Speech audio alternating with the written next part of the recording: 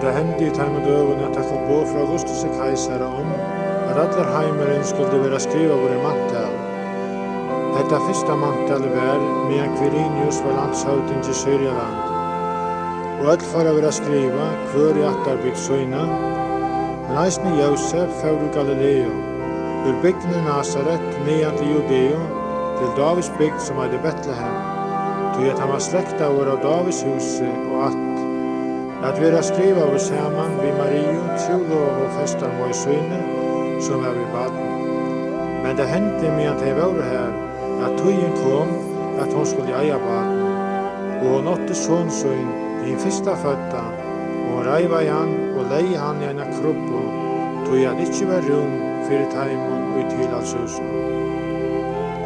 Og det var hyrar her i saman bygdaleino, som la ut i marskene om nottena og gandu a seia fyrir John Søyna. Og så angel herrans det var tjataim, og dörrt herrans ljauma i rundan omtaim, og det var ekvelig öttafolk. Og angelen sier vitar, öttist ikkje, du er søy, vi kunngere tikkun ein stor gledebo som skulle vera fyrir alt folkje. Det er tikkun i det ein frelsare føddur som Herren Kristus og i Davids steg.